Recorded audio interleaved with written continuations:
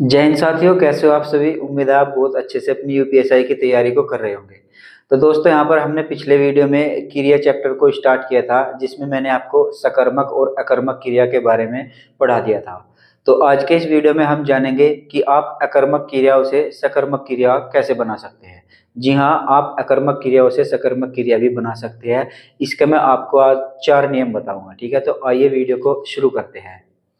तो देखिए, सबसे पहले देखिए, अकर्मक क्रिया से सकर्मक क्रिया बनाने के नियम। ये हेडिंग अपनी कॉपी में डाल लीजिए, हालांकि मैं आपको इनके बहुत बेहतरीन नोट्स प्रोवाइड करा दूंगा।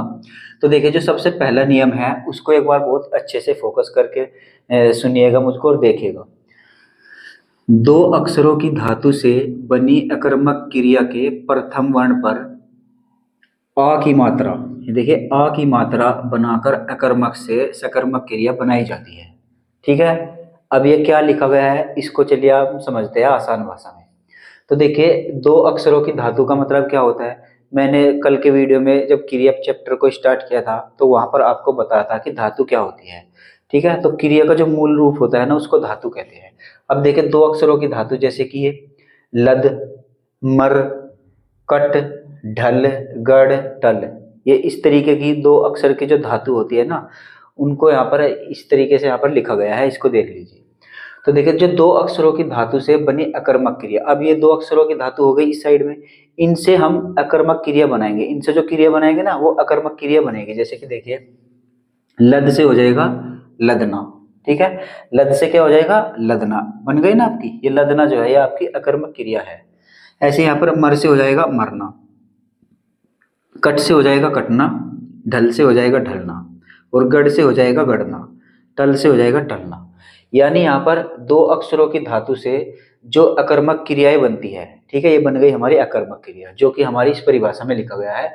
दो अक्षरों की धातु से बनी अकर्मक क्रिया के प्रथम वर्ण पर। अब देखिए, अकर्मक क्रिया कौन सी हो गई, ये वाली। इसका प्रथम वर्ण क्या है, ये ल है ना। तो देखिए, अकर्मक क्रिया के प्रथम वर्ण पर आ की मात्रा बनाकर, ये देखिए, आ की मात्रा बनाकर अकर्मक से सकर्मक क्रिया बनाई जाती है। यानी दो अक्षरों की धातु से हमने सबसे पहले अकर्मक क्रिया बनाई, और इस अकर्मक क्रिया का जो पहला वर्ण होता है ना, उस पे हमको आ की मात्रा लगानी है। पहला वर्ण कौन सा है इसमें, ये ल है। इसको हमको आ की मात्रा बनाना है इस पर, यानी इसको लादना बनाएंगे, तो हमारी हो जाएगी सकर्मक क्रिया। इधर मैं लिख देता हूँ, यहाँ पर देखिए, लदना से हो जाएगा लादना, लादना हो गया। अब देखिए, इसमें तो ये लदना हो गया, और जो पहला वर्ण है इस पर हमने आ की मात्रा लगा दी, तो ये हो जाएगी हमारी सकर्मक क्रिया। अब एक बार यहाँ पर गौर कीजिएगा, दो अक्षरों की धातु लद, लद से बन गया लदना, जो कि आपकी अकर्मक क्रिया है, और लदना से बन गया लादना, जो हमारी सकर्मक क्रिया हो जाएगी। बस आपको यही बात इस पहले नियम में यहाँ पर समझाई गई है कि अगर दो अक्षरों की धातु से बनी अकर्मक क्रिया के प्रथम वर्ण पर अ की मात्रा बना दी जाए, तो वो हमारी अकर्मक क्रिया से सकर्मक क्रिया हो जाती है, जैसे कि मैंने अभी यहाँ पर आपको समझाया। आइए इन बचे हुए शब्दों को भी यहाँ पर अकर्मक क्रिया से सकर्मक बनाते हैं। देखिए, ये दो अक्षरों की धातु क्या है, मर, मर से जो बन जाएगा मरना, मरना क्या हो जाएगी आपकी अकर्मक क्रिया। अब इसको सकर्मक बनाना है, तो हम क्या कर देंगे, इसको लिख देंगे मारना, मारना। ठीक है, क्योंकि हमको पहले वर्ण के ही आ की मात्रा बनानी है, पहले वर्ण पर ही। ठीक है, ऐसे यहाँ पर कट, कट से हो जाएगा कटना, और इसकी सकर्मक क्रिया बनाएंगे तो हो जाएगा काटना, काटना। ठीक है, और अकर्मक और सकर्मक क्रिया पहचानने का मैंने आपको जो नियम बताया था वो कल के वीडियो में बता दिया था। ठीक है, अब देखिए, कट से कटना और काटना। ढल, ढल हो जाएगा आपका मूल धातु, और ढल से बन जाता है आपका ढलना, ये आपकी अकर्मक क्रिया, और इसकी बन जाती है अब यहाँ पर सकर्मक क्रिया। क्या बनाएंगे बताइए, ढालना। ठीक है, ये बन गया आपका ढालना, बन गया नहीं, ये हमारी सकर्मक क्रिया हो जाएगी। ऐसे यहाँ पर गढ़, गढ़ से गढ़ना, यह अकर्मक क्रिया है, और ये हो जाएगा गाड़ना, ये बन जाएगी सकर्मक क्रिया। ठीक है, क्योंकि हमको जो पहल का वर्ण होता है ना, ये पहल का वर्ण, इसको इसके ऊपर हमको बस आ की मात्रा लगानी होती है। ठीक है, तो ये होगा गाड़ना। टल, टल से हो जाएगा टलना, और ये हो जाएगा टालना। बस पहले वर्ण के आगे हमको आ की मात्रा बना देनी है। तो हमारी अकर्मक से सकर्मक क्रिया बन जाती है। ठीक है, तो उम्मीद करता हूँ ये पहला नियम आप अकर्मक क्रिया से सकर्मक क्रिया का बनाने का समझ गए होंगे। आइए अब देखते हैं दूसरा नियम। तो देखिए, जहाँ 3 अक्षर की धातु हो, यानी जहाँ 3 अक्षरों की धातु होगी। अब तक तो हमने 2 अक्षरों की धातु पढ़ा था। तो देखिए, जहाँ 3 अक्षरों की धातु हो वहाँ अकर्मक क्रियाओं के दूसरे वर्ण के ए को आ कर दिया जाता है। यानी अकर्मक क्रियाओं का जो दूसरा वर्ण होगा ना, उसमें ए होता है, उसको ए को हमको आ की मात्रा बनाना होता है। ठीक है, तो हम अकर्मक से सकर्मक क्रिया बना लेते हैं। आइए कैसे, इसको कुछ उदाहरण के द्वारा देखते हैं। इस साइड में यहाँ पर लिखी गई है 3 अक्षर की धातु, जैसे कि बिगड़, निकल और उखड़। ठीक है, ये 3 अक्षरों की धातु है। अब इन 3 अक्षरों की धातु से अकर्मक क्रिया कौन सी बनी है? देखिए, बिगड़ से बन गया बिगड़ना। ठीक है, निकल से बन गया निकलना, उखड़ से बन गया उखड़ना। ठीक है, ये हमारी अकर्मक क्रियाएं बन गई। अब इन अकर्मक क्रियाओं से हमको सकर्मक क्रिया बनाना है। इस नियम के अकॉर्डिंग हम क्या करेंगे, जो अकर्मक क्रिया का दूसरा वर्ण है ना, इसको हमको आ की मात्रा बनाना है इसके ऊपर। ठीक है, जैसे कि ये निकलना है, इस कै के बाद दूसरा वर्ण क्या है? कै। इस कै के हमको आ की मात्रा बनानी है। जैसे कि उखड़ना, इसमें दूसरा वर्ण क्या है? ये ख है, इस पर हमको आ की मात्रा बनानी है। तो हमारा क्या बन जाएगा? अकर्मक से सकर्मक क्रिया बन जाएगी। आइए बनाते हैं। सबसे पहले देखते हैं बिगड़ना। बिगड़ने से हमारा क्या बन जाएगा? बिगाड़ना। ठीक है, ऐसे लिख दीजिए, बिगाड़ना। भाई दूसरा वर्ण इसका क्या है? ये तो है ना ग, इस पे हमको आ की मात्रा ये लगा दी, बिगाड़ना। ठीक है, ये बन गया क्या? हमारी सकर्मक क्रिया बन गई। ये अकर्मक हो गई, ये इस साइड में सकर्मक क्रिया हो गई। ऐसे यहाँ पर निकलना, इससे बन जाएगा निकालना, निकालना। ठीक है, ये बन गया निकालना। इसमें भी दूसरा वर्ण क्या है? कै है, और इस पे हमने यहाँ पर आ की मात्रा लगा दी, तो बन गया हमारा अकर्मक से सकर्मक क्रिया। जैसे कि उखड़ना। उखड़ना, इसमें दूसरा वर्ण क्या है? दूसरा वर्ण है इसमें ख, इस ख पे हमको आ की मात्रा बना देनी है, उखाड़ना। ठीक है, ये बनेगा उखाड़ना। ठीक है, तो ये हमारी 3 अक्षरों की धातु हो गई, इससे बनी हुई ये हमारी अकर्मक क्रिया है। और इस अकर्मक क्रिया को हमने सकर्मक क्रिया बना दिया इसके दूसरे वर्ण के आगे आ की मात्रा लगाकर, जो कि हमारा नियम नंबर 2 कहता है। ठीक है, तो उम्मीद करता हूँ ये नियम नंबर 2 भी आप समझ गए होंगे। आइए अब देखते हैं यहाँ पर अकर्मक से सकर्मक क्रिया बनाने का नियम नंबर 3। तो नियम नंबर 3 हमारा क्या कहता है? तो देखिए, यहाँ पर अकर्मक क्रियाओं के प्रथम वर्ण, यानी अगर अकर्मक क्रिया दी गई है और उसका प्रथम वर्ण जो है वो ई है, तो उस ई को हम ए में बदल देते हैं, तो हमारी अकर्मक से सकर्मक क्रिया बन जाती है। या फिर छोटा ऊ या बड़ा ऊ, इन दोनों में से है, तो इस छोटा ऊ बड़ा ऊ को हम ओ में परिवर्तित कर देते हैं, तो हम अकर्मक क्रियाओं से सकर्मक क्रिया बना लेते हैं। ठीक है, तो ये नियम नंबर 3 की आप डेफिनेशन लिखना चाहो तो लिख सकते हैं। आइए इसको उदाहरण के द्वारा समझते हैं तो बहुत अच्छे से क्लियर होगा। जैसे कि यहाँ पर देखिए, ये इस साइड में अकर्मक क्रिया है और ये सकर्मक क्रिया हम बनाएंगे। तो देखिए, सबसे पहले क्या है यहाँ पर? दिखना। अब देखिए, अकर्मक क्रियाओं में अगर प्रथम वर्ण में यहाँ पर ई की मात्रा आई है, देखिए प्रथम वर्ण में ई है ना, ये है, तो देखिए इसमें द पे छोटी ई की मात्रा आई है, यानी शुरुआत वाले वर्ण पर ही ई की मात्रा आ गई। तो हम क्या करेंगे? इस ई को हम इस ए में परिवर्तित कर देंगे। ठीक है, तो अब देखिए, इस दिखना से हम क्या बनाएंगे? इसको देख लीजिए, छोटी ई की मात्रा को ए की मात्रा कर देते हैं, देखना। ठीक है, ये बन गई हमारी सकर्मक क्रिया। यानी अगर शुरुआत में आपको कहीं पर भी छोटी ई की मात्रा मिल जाए ना, तो उसको ए की मात्रा बना देनी है। तो इस तरीके से हम अकर्मक से सकर्मक क्रिया बना लेते हैं। ठीक है, ऐसे यहाँ पर देखिए फिरना। अब इस फिरना पर देखिए, छोटी ई की मात्रा है, तो इसको हमको ए की मात्रा में बदल देना है, फेरना। ठीक है, जैसे यहाँ पर छिदना, इस पे भी छोटा ई की मात्रा है, तो इसको हम कर देंगे छिदना, इसको करेंगे हम छेदना। कर दिया नहीं? ये देखिए, छोटी ई की मात्रा को बस ए की मात्रा में परिवर्तित करना है और कुछ नहीं करना। छोटी ई की मात्रा इसमें देखिए घिरना, घेरना से हो जाएगा घेरना, घेरना। ठीक है, तो ये हो गई हमारी सकर्मक क्रियाएं। इधर भी देख लीजिए, जैसे यहाँ पर देखिए जुतना, इसमें शुरुआत में कौन सी मात्रा है? छोटा ऊ की मात्रा है। और हमने यहाँ पर अभी क्या कहा था? अगर शुरुआत में छोटा ऊ की मात्रा हो या फिर बड़ा ऊ की मात्रा हो, इन दोनों में से कोई सी भी मात्रा आ जाए शुरुआत में, तो हम उसको क्या करेंगे, ओ की मात्रा में परिवर्तित कर देंगे। तो हम इस तरीके से भी अपनी अकर्मक क्रियाओं से सकर्मक क्रिया बना सकते हैं। आइए देखते हैं बनाकर। ये क्या है, जुतना। अब इस जुतना से हम क्या करेंगे भाई, छोटा ऊ की मात्रा है ना, तो इसको ओ की मात्रा में परिवर्तित कर दो, तो ये हो जाएगा आपका जोतना। ठीक है, बन गई नहीं आपकी सकर्मक क्रिया। ये देखिए रुकना, इसमें भी ऊ की मात्रा है, तो इसको हम कर देंगे रोकना। ठीक है, बस ऊ की मात्रा क्यों, ओ की मात्रा बनाना है। खुलना, इसमें भी देखिए ऊ की मात्रा है, तो इसको बना देंगे हम खोलना, खोलना।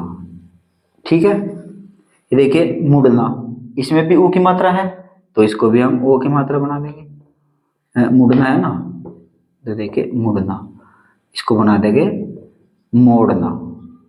ये हो गया आपका मोड़ना। ठीक है, तो इस तरीके से आप अकर्मक से सकर्मक क्रिया बना सकते हैं। एक बार फिर से रिवाइज कीजिए। अगर अकर्मक क्रियाओं में शुरुआत में छोटा ई की मात्रा है, तो उसको ए की मात्रा में परिवर्तित कर देना है। अगर अकर्मक क्रियाओं में शुरुआत में ऊ की मात्रा है, कोई सा भी ऊ हो, छोटा ऊ हो या बड़ा ऊ हो, कोई सी भी मात्रा आपको मिल जाए, तो उसको हमको ओ की मात्रा में परिवर्तित कर देना है। इस तरीके से अकर्मक से सकर्मक क्रिया बनाई जा सकती है। उम्मीद करता हूं ये नियम नंबर 3 भी आप समझ गए होंगे। आइए अब देखते हैं यहाँ पर अकर्मक क्रिया से सकर्मक क्रिया बनाने का नियम नंबर 4। तो देखिए नियम नंबर 4 क्या कहता है, अकर्मक क्रियाओं के प्रथम वर्ण। ठीक है, यानी अगर अकर्मक क्रियाओं के प्रथम वर्ण में छोटा ऊ या बड़ा ऊ हो, तो उसको हम यहाँ पर ओ में बदल देते हैं। या फिर आपका अकर्मक क्रियाओं में अगर दूसरा वर्ण, ठीक है, दूसरा वर्ण ट हो, तो उसको हम ड में बदल देते हैं। ठीक है, तो ट को यहाँ पर ड में बदल देते हैं, तो हमारी अकर्मक से सकर्मक क्रिया बन जाती है। तो इसको हम उदाहरण के द्वारा समझेंगे तो अच्छे से क्लियर होगा। तो देखिए जैसे कि यहाँ पर एक साइड में हमने लिखी है अकर्मक क्रिया, कौन सी है, फूटना। अब देखिए इस फूटना में शुरुआत में कौन सी मात्रा है, बड़ा ऊ की मात्रा है। जैसे कि हमने यहाँ पर कहा था छोटा ऊ की मात्रा हो या बड़ा ऊ की मात्रा हो, तो इसको हम किस में बदलेंगे, ओ की मात्रा में बदलेंगे। ठीक है, तो हम इसको लिख लेते हैं इस साइड में, है नहीं, इस पे छोटा ऊ बड़ा ऊ की मात्रा है, तो हम इसको ओ की मात्रा में बदल देते हैं। ठीक है, इतना काम हो गया। उसके बाद यहाँ पर कहा गया है, और अगर यदि दूसरा वर्ण ट हो, तो उसको ड में बदलेंगे। अब देखिए इसमें दूसरा वर्ण ट है, जी हाँ बिल्कुल है, इसको हम इस ड में बदल देंगे, तो यहाँ पर कर देंगे ड। ठीक है, और बाद में इसको ऐसे ही लिख देंगे। ठीक है, तो ये बन गया फोड़ना। यानी हमारी अकर्मक क्रिया फूटना, इससे हमने जो सकर्मक क्रिया बनाई वो बन गई फोड़ना। और इसको बनाने के दौरान जो नियम का प्रयोग हुआ है, वो यहाँ पर हमने ऊपर आपको लिख भी दिया है और समझा भी दिया है। ठीक है, तो अब इन दो शब्दों का यहाँ पर आप खुद बनाकर देखिएगा, बहुत अच्छे से आप बना पाएंगे। जैसे कि यहाँ पर छूटना है ना, तो इसका क्या करेंगे, हम इस पे हम ओ की मात्रा बना देंगे और ट का कर देंगे ड, छोड़ ना। बन गया नहीं, छूटने से बन गई छोड़ना। ये अकर्मक क्रिया है, ये सकर्मक क्रिया है। जैसे यहाँ पर जुटना, इसमें देखिए इसको क्या करेंगे, ओ की मात्रा बनाएंगे और ट का बना देंगे ड और ना। ठीक है, ये बन गया जोड़ना। तो जुटना से बन गया जोड़ना। ठीक है, तो इस तरीके से आप अकर्मक क्रियाओं से सकर्मक क्रिया बना सकते हैं। तो उम्मीद करता हूं ये अकर्मक क्रियाओं से सकर्मक क्रिया बनाने के चारों नियम आप समझ गए होंगे और आपके बहुत अच्छे से समझ में आए होंगे। तो अब तक तो हम यहाँ पर पढ़ चुके हैं क्रम के आधार पर क्रिया के भेद। आइए अब देखते हैं यहाँ पर संरचना के आधार पर क्रिया के कितने भेद होते हैं। तो देखिए संरचना के आधार पर क्रिया के जो भेद होते हैं वो 5 होते हैं। ठीक है, कौन कौन से होते हैं इसको भी देख लीजिए। पूर्वकालिक क्रिया होती है, दूसरी नाम धातु क्रिया होती है, तीसरी कृदंत क्रिया होती है, और चौथी परिणार्थक क्रिया होती है, और पांचवी संयुक्त क्रिया होती है। ठीक है, तो संरचना के आधार पर क्रिया के भेद जो होते हैं वो 5 होते हैं। 5 मैंने यहाँ पर लिख रखे हैं। आइए एक एक करके सभी के बारे में विस्तृत रूप से देखते हैं। तो सबसे पहले हम यहाँ पर देखेंगे पूर्वकालिक क्रिया। पूर्वकालिक क्रिया किसको कहते हैं? तो पूर्वकालिक क्रिया को मैं अंत में आपको इसकी पहचान भी बताऊंगा कि क्या होती है। तो यहाँ पर बहुत ध्यान से देखिएगा। जब एक कार्य होने के बाद तुरंत दूसरे कार्य का होना पाया जाता है, वहां पूर्वकालिक क्रिया होती है। यानी आपको ऐसे वाक्य मिलेंगे जिसमें एक काम तुरंत समाप्त होगा और उसके तुरंत बाद ही आपका दूसरा कार्य शुरू हो जाएगा। आइए इसको उदाहरण के द्वारा समझेंगे तो अच्छे से क्लियर होगा। जैसे कि यहाँ पर देखिए पहला उदाहरण, उसने नहाकर भोजन किया। अब देखिए इसमें दो कार्य हो रहे हैं कि नहीं हो रहे हैं। भाई उसने पहला कार्य क्या किया, नहाया वो, और नहाने के तुरंत बाद उसने क्या किया, भोजन किया। ठीक है, तो इसको आप ऐसे पहचान सकते हैं, इसमें हमेशा दो कार्य होंगे और पहले कार्य के तुरंत बाद दूसरा कार्य होगा।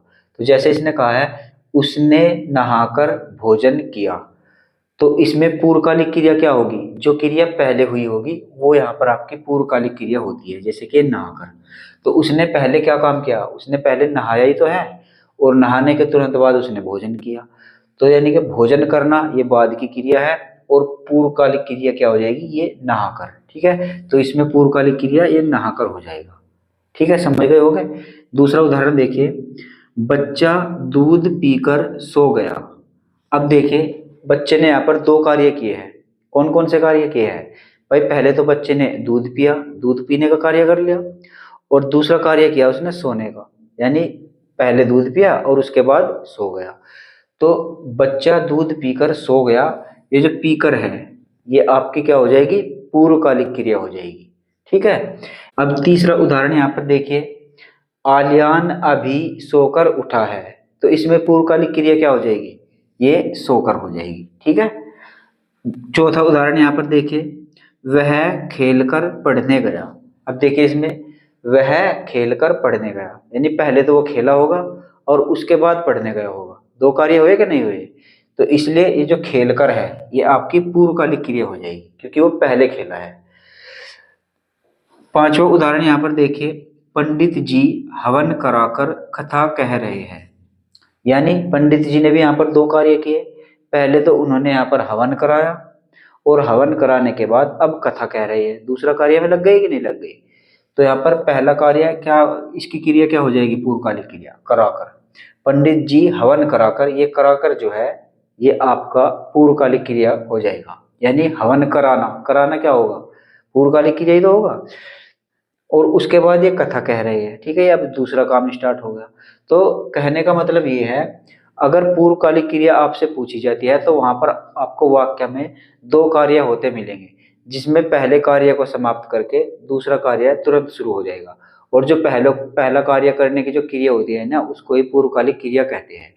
अब आप इसको एक छोटी सी पहचान के रूप में भी एक बात ध्यान रख सकते हैं, जिससे आप पूर्वकालिक क्रिया को पहचान सकते हैं। वो पहचान क्या है, यहाँ पर देखिए जितनी भी पूर्वकालिक क्रिया है ये देखिए, जैसे कि ये नहाकर, ये पीकर, ये सोकर, और ये खेलकर, और ये कराकर, यही तो है ना पूर्वकालिक क्रिया शब्द। अब इन शब्द में यहाँ पर देखिए आप अंत में कर लगा हुआ है। ठीक है, कर, इसमें भी कर है, नहाकर, और इसमें पीकर, भाई पीना जो होता है, पीना, पीने के बाद यहाँ पर देखिए कर लगा है, इसके अंत में भी कर है, और सोकर, सोने, सोना होता है ना, सोना, सोकर, इसमें भी बाद में कर लगा है, खेलकर, इसमें बाद में कर लगा है, और कराकर, इसमें बाद में कर लगा है। यानी अगर आप इस पर ध्यान दोगे तो पूर्वकालिक क्रिया को पहचानने की एक छोटी सी हमारी पहचान बन जाती है। क्या बन जाती है कि पूर्वकालिक क्रिया शब्द जो होते हैं ना उनके अंत में कर जुड़ा हुआ होता है, तो इस कर से भी आप इसको पहचान सकते हैं। हालांकि आपको इस तरीके से याद करने की कोई जरूरत नहीं है, बस आपको यहाँ पर दो कार्य दिख जाएंगे, जो पहला कार्य होगा वही आपकी पूर्वकालिक क्रिया शब्द हो जाएंगे। तो उम्मीद करता हूँ ये पूर्वकालिक क्रिया आप समझ गए होंगे। आइए अब देखते हैं यहाँ पर संरचना के आधार पर क्रिया का दूसरा भेद, नाम धातु क्रिया। तो देखिए नाम धातु क्रिया क्या होती है, संज्ञा, सर्वनाम या विशेषण से बनने वाली क्रियाओं को नाम धातु क्रिया कहते हैं। यानी आपको ऐसे क्रिया शब्द मिलेंगे जो आपकी या तो वे संज्ञा से बने होंगे, या वे सर्वनाम से बने होंगे, या फिर वे विशेषण से बने होंगे। ठीक है, तो संज्ञा, सर्वनाम और विशेषण चैप्टर की क्लास में ऑलरेडी यहाँ पर आपको करा चुका हूँ, तो आप उनको जाकर पहले देखिए, तब आपके समझ में आएगा कि संज्ञा, सर्वनाम और विशेषण क्या होता है। तो फिलहाल आप यहाँ पर ध्यान दीजिए, जो नाम धातु क्रिया होती है ना, वो या तो संज्ञा शब्दों से बनी होगी, या फिर सर्वनाम शब्दों से बनी होगी, या फिर वे विशेषण शब्दों के द्वारा बनी होगी। उनको ही यहाँ पर नाम धातु क्रिया कहा जाएगा। अब ये किस किस तरीके से बनी होगी और कैसे बनी होगी, आइए इनको उदाहरण के द्वारा अच्छे से समझते हैं। जैसे कि यहाँ पर पहले देखेंगे हम संज्ञा के द्वारा, यानी यहाँ पर ये संज्ञा शब्द दिए गए हैं। तो संज्ञा ये देखिए, हाथ। हाथ क्या है, आपका संज्ञा शब्द है कि नहीं है, आप बताइए। अगर आपने संज्ञा की वीडियो देखी है ना, संज्ञा का चैप्टर पढ़ चुके हैं, तो आप बताइए कि हाथ संज्ञा है या नहीं है। और अगर हाथ संज्ञा है तो किस प्रकार की संज्ञा है भाई, व्यक्तिवाचक संज्ञा है, जातिवाचक संज्ञा है, भाववाचक संज्ञा है, किस प्रकार की संज्ञा है। तो आप बताएंगे कि हाथ जो होता है भैया, वो एक जातिवाचक संज्ञा है। ठीक है, ये हाथ हमारा जातिवाचक संज्ञा है। तो इस हाथ से हम नाम धातु क्रिया कैसे बनाएंगे, हाथ से बन जाएगा हमारा हथियाना, हथियाना। ठीक है, ये हो गया हथियाना, ये बन गया हमारा क्रिया। यहाँ पर लिख देता हूँ मैं इस साइड में, क्रिया। तो संज्ञा हाथ हो गया, इस हाथ से बन गया हथियाना। बात, बात से बन जाएगा बतियाना। ठीक है, अब आपको जितने भी शब्द मिलेंगे ना, इनका आपको कमेंट बॉक्स में ये बताना है कि ये किस प्रकार की संज्ञा है, यानी बात, लाठी, शर्म, लाज, ये किस प्रकार की संज्ञा है, आपको कमेंट बॉक्स में कमेंट करके बताना है। और जो कमेंट बॉक्स में कमेंट करेगा ना भाई साहब, मैं उसी को मानूंगा कि वाकई में वो पढ़ रहा है। ठीक है, अब देखिए लाठी, लाठी से क्या हो जाएगा, लठियाना, लठियाना। ठीक है, ऐसे हो गया यहाँ पर शर्म। शर्म किस प्रकार की संज्ञा, अच्छा चलिए इसको बताइए। शर्म मैं ही बता देता हूँ, आप कमेंट में तो ऐसे ही कमेंट करोगे, मुझे पता है। तो शर्म जो होता है वो आपका भाववाचक संज्ञा होता है, क्योंकि ये एक भाव को प्रदर्शित करता है। तो जिसको छू नहीं सकते वो आपका भाववाचक संज्ञा, मैंने जैसे कि आपको बताया था। तो शर्म से क्या हो जाएगा, शर्माना, शर्माना। ठीक है, ये हमारी क्रिया हो जाएगी। लाज से हो जाएगा लजाना, लजाना। ठीक है, तो ये हमारे संज्ञा शब्द है, और इन संज्ञा शब्दों के द्वारा बनाई गई ये हमारी क्रिया है, जिनको हम नाम धातु क्रिया कहेंगे। हथियाना, बतियाना, लठियाना, शर्माना, आना, लजाना, ये हमारी क्या होती है, नाम धातु क्रिया होती है। बेसिकली इनमें जो अंत में होता है ना, वो आना प्रत्यय जुड़ा हुआ होता है। इससे भी आप इसकी पहचान कर सकते हैं कि जिन शब्दों के अंत में आना प्रत्यय जुड़ा हुआ होता है, वो हमारी ज्यादातर अपनी नाम धातु क्रिया होती है। ठीक है, ऐसे यहाँ पर अब देखते हैं विशेषण के द्वारा नाम धातु क्रिया कैसे बनती है। देखिए जैसे कि ठंडा, ठंडा से क्या बनेगा, ठंडाना, ठंडाना। ठीक है, ये बन जाएगा हमारा क्रिया। और कौन सी क्रिया, नाम धातु क्रिया। ठीक है, आप नोट्स बना रहे हो तो आपके लिए बहुत अच्छा है, क्योंकि अपने द्वारा बनाए गए नोट्स जो होते हैं ना, वो दिमाग में सेट होते हैं, हमेशा के लिए याद हो जाते हैं जब हम खुद नोट्स बनाते हैं। और हालांकि मैं आपको नोट प्रोवाइड करा दूंगा, अगर आपके पास समय नहीं है तो बहुत अच्छे से प्रॉपर बहुत बेहतरीन नोट्स मैं आपको प्रोवाइड करूंगा, आपको पढ़ने में बहुत मजा आएगा। एज इट इज जो मैं यहाँ पर लिख रहा हूँ ना, इस तरीके से ही वहाँ पर आपको लिखे मिलेंगे, कोई फालतू की उसमें बेमतलब की चीजें मैं उसमें नहीं ऐड करूंगा। ठीक है, तो आप नोट्स भी डाउनलोड कर लीजिएगा डिस्क्रिप्शन में से। तो देखिए एक और विशेषण शब्द है यहाँ पर गर्म, गर्म से क्या हो जाएगा, गरमाना, गरमाना, ये हो जाएगा गरमाना, ये क्रिया शब्द हो जाएगा। चिकना, चिकना से क्या हो जाएगा, चिकनाना, चिकनाना। ठीक है, ये चिकनाना। चिकना क्या होता है, विशेषण शब्द है नहीं भाई। विशेषण किनको कहते हैं, जो विशेष्य की विशेषता बताए या फिर संज्ञा सर्वनाम की शब्दों की विशेषता बताए, उनको ही तो विशेषण कहते हैं। तो ये चिकना किसी की विशेषता बताता है, आप बताइए बताता है क्या। हाँ जी हाँ, बताता है। चिकना आदमी, चिकना घड़ा बोल देते हैं, घड़े की विशेषता बता रहे हैं कि घड़ा चिकना है। ठीक है, तो हालांकि ये विशेषण का एक चैप्टर हो जाएगा। तो फिलहाल आप यहाँ पर देखिए, चिकना से बन जाएगा चिकनाना। सूखा, सूखा से बन जाएगा सुखाना।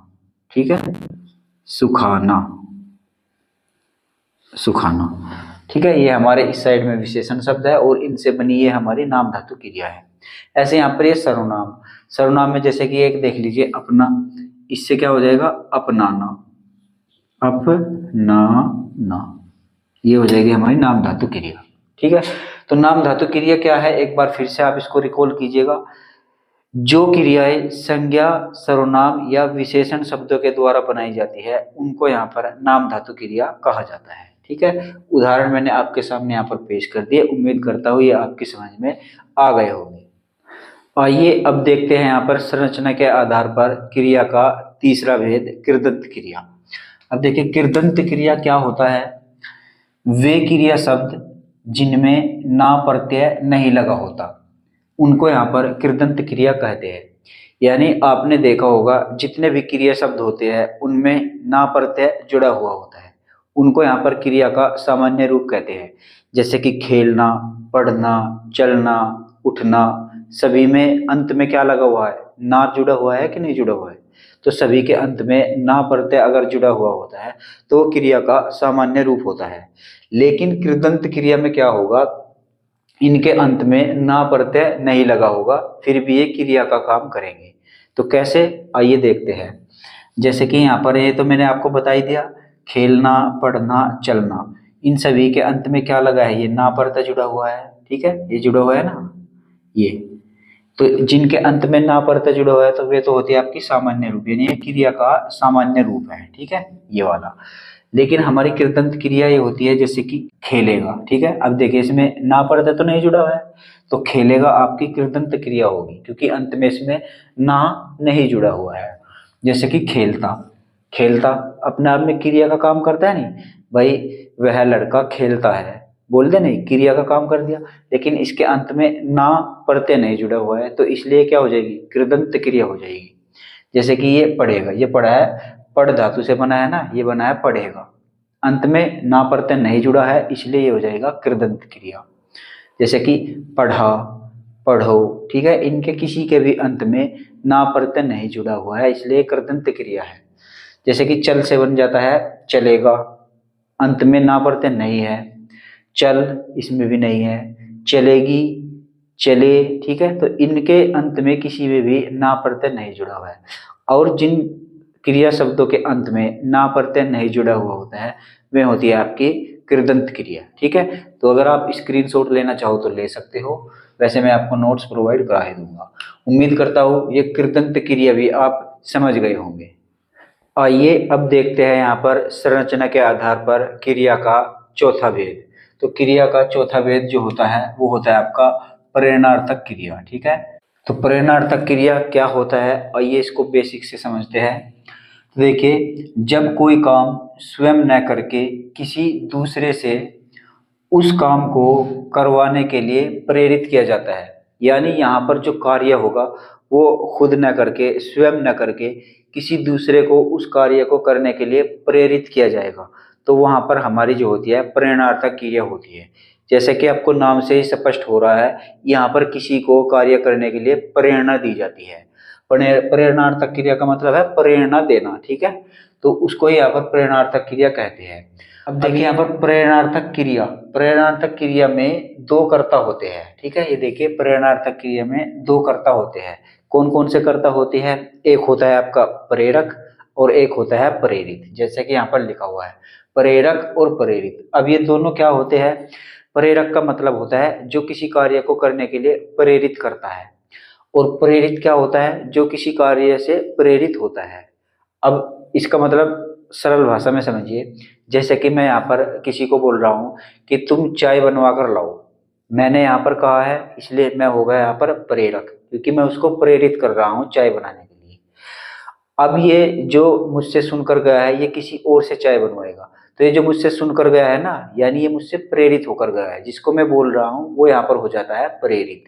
ठीक है, तो ये आप समझ गए होंगे, आपको नोट्स मिलेंगे ना उनमें बहुत अच्छे से डिटेल में लिखा हुआ होगा इसके बारे में, तो आपको डरने की बात नहीं है अगर आपकी समझ में नहीं आ रहा है।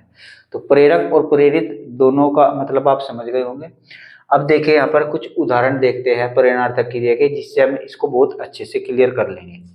जैसे कि यहाँ पर देखिए पहला उदाहरण है, मैंने नौकर से खाना बनवाया। अब देखिए यहाँ पर मैंने नौकर से खाना बनवाया, मैंने जो काम करवाया है वो किसी और से करवाया है, तो मैंने जो होगा ये हो जाता है आपका प्रेरक, क्योंकि ये प्रेरित कर रहा है। नौकर से खाना बनवाया तो नौकर हो जाता है प्रेरित। ठीक है, नौकर क्या हो जाएगा, प्रेरित, क्योंकि नौकर ने मुझसे प्रेरित होकर ही खाना बनाया है। ठीक है। तो प्रेरक और प्रेरित इस उदाहरण के द्वारा आप समझ गए होंगे। अब इसमें देखते हैं कि प्रेरणार्थक क्रिया किस तरीके से है। जैसे कि मैंने नौकर से खाना बनवाया, मैंने खुद नहीं बनवाया, किसी और से बनवाया है। और इस डेफिनेशन में यहाँ पर यही कहा गया है कि अगर आप काम को स्वयं न करके किसी दूसरे को उस कार्य को करने के लिए प्रेरित करते हैं तो वहां पर प्रेरणार्थक क्रिया होती है। तो मैंने नौकर से खाना बनवाया, यहाँ पर हो जाती है आपकी प्रेरणार्थक क्रिया। ठीक है। जैसे कि यहाँ पर माँ ने पिताजी से सामान मंगवाया। अब देखिए, माँ सामान खुद नहीं लाई, उन्होंने पिताजी से मंगवाया, यानी कार्य को खुद नहीं किया, किसी दूसरे से करवाया। और जब दूसरे से कार्य करवाया जाता है ना, तो वहां पर आपकी प्रेरणार्थक क्रिया होती है। तो मंगवाया क्या हो जाएगा आपका, प्रेरणार्थक क्रिया हो जाएगा। जैसे कि यहाँ पर शिक्षक ने विद्यार्थी से पुस्तक पढ़वाई। अब देखिए, शिक्षक ने विद्यार्थी से पुस्तक पढ़वाई, इसमें शिक्षक जो है पुस्तक पढ़ने का कार्य खुद नहीं कर रहा, वो विद्यार्थी से करवा रहा है, इसलिए यहाँ पर ये प्रेरणार्थक क्रिया हो जाती है। ठीक है। अब मैं अगर आपसे पूछूं कि इस उदाहरण में शिक्षक ने विद्यार्थी से पुस्तक पढ़वाई, इसमें प्रेरक और प्रेरित कौन कौन से हैं, अगर मैं आपसे पूछूं तो आप बताइए। प्रेरक होता है जो प्रेरित करता है। तो शिक्षक ने विद्यार्थी से पुस्तक पढ़वाई, तो शिक्षक ही तो यहाँ पर प्रेरित कर रहा है, तो इसलिए शिक्षक हो जाएगा प्रेरक, क्योंकि ये बोल रहा है किसी दूसरे को कि आप पुस्तक पढ़ो, इसने इंस्ट्रक्शन दिए है ना, इसलिए ये हो जाता है प्रेरक, क्योंकि ये किसी को प्रेरित कर रहा है। और विद्यार्थी से पुस्तक पढ़वाई, पुस्तक किससे पढ़वाई, विद्यार्थी से पढ़वाई। तो इस शिक्षक की बात सुनकर कौन प्रेरित हुआ, विद्यार्थी हुआ, तो प्रेरित हो जाएगा यहाँ पर ये विद्यार्थी। ठीक है। ये दो कर्ता मैंने आपको बताए थे ना, प्रेरणार्थक क्रियाओं में दो कर्ता होते हैं, तो ये दोनों कर्ता हो जाएंगे। एक इंस्ट्रक्शन देने का कार्य कर रहा है एक कर्ता, और दूसरा कर्ता उस इंस्ट्रक्शन को फॉलो कर रहा है। बस इतना आप समझ लीजिए। ठीक है। तो शिक्षक ने विद्यार्थी से पुस्तक पढ़वाई, ये आपका हो जाता है प्रेरणार्थक क्रिया। एक और देखें यहाँ पर उदाहरण, राधा ने श्याम से पत्र लिखवाया। अब देखिए, राधा ने भी पत्र बिल्कुल स्वयं नहीं लिखा, इसने भी यहाँ पर श्याम से लिखवा लिया। ठीक है। तो यहाँ पर हो गई प्रेरणार्थक क्रिया। अब देखिए, प्रेरणार्थक क्रिया जो होती है ये भी अपने आप में दो प्रकार की होती है। एक होती है आपकी प्रथम प्रेरणार्थक क्रिया और एक होती है द्वितीय प्रेरणार्थक क्रिया। प्रथम प्रेरणार्थक क्रिया में यहाँ पर इसमें लगाया जाता है आना प्रत्यय, और इसमें लगता है वाना प्रत्यय। ठीक है। यानी जो यहाँ पर क्रिया होगी उसके अंत में यहाँ पर तो लगेगा आना प्रत्यय जो प्रथम प्रेरणार्थक होगी, और जो द्वितीय प्रेरणार्थक होगी उनके अंत में लगेगा यहाँ पर वाना प्रत्यय, वा ना। आपको नोट्स में प्रॉपर लिखा हुआ मिलेगा। तो देखिए, जैसे कि मैं यहाँ पर आपको लिख कर दिखाता हूँ और आपके उदाहरण के द्वारा ये सभी स्पष्ट हो जाएंगे और क्लियर हो जाएंगे। तो देखिए, प्रथम प्रेरणार्थक क्रिया और द्वितीय प्रेरणार्थक क्रिया हम यहाँ पर बनाएंगे मूल धातु से। तो मूल धातु हमारी जैसे कि यहाँ पर लिखी हुई है गिर। अब इस गिर से क्या बनेगा, गिराना। क्या बनेगा, गिराना, गिराना। अब देखिए, ये जो गिराना शब्द है ये क्या हो जाएगा, ये प्रेरणार्थक क्रिया हो जाएगा। और प्रेरणार्थक क्रिया के अंतर्गत भी कौन सी क्रिया होगी, ये होगी प्रथम प्रेरणार्थक क्रिया। ठीक है। तो प्रथम प्रेरणार्थक क्रिया में देखिए अंत में यहाँ पर आना प्रत्यय जुड़ा हुआ है। ठीक है।